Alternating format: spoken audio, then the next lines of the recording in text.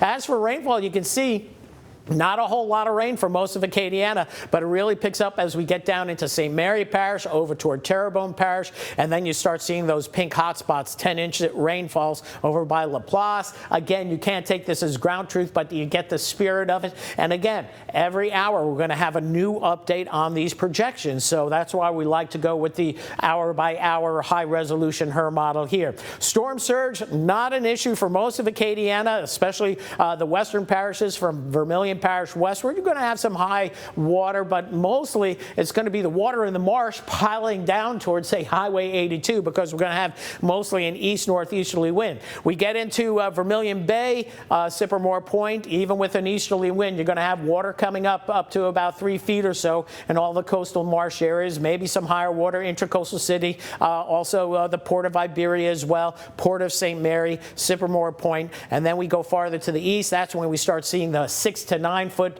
penetration. And again, this is with a St. Mary Parish landfall. If it's more off to the east, the water levels are not going to be that high. But the main concern, per usual, is some of the backwater flooding we get in around the Franklin area, around the coastal bend, the bend out here from Franklin back on northward through the Baldwin area. So there could be certainly water over the road, 3211, 3069.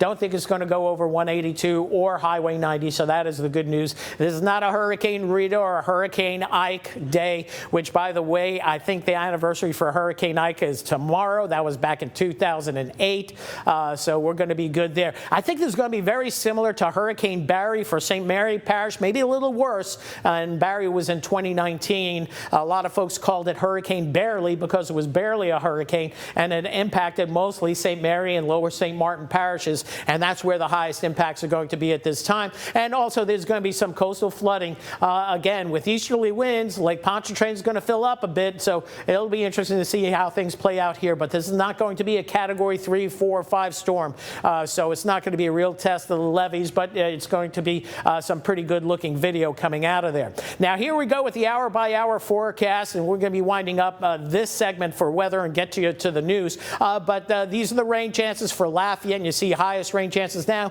and then on and off rain chances, and then follow the winds. They'll be northeasterly for the most part, then they shift northerly, and then as the storm pulls away, they turn more northwesterly through the overnight hours. So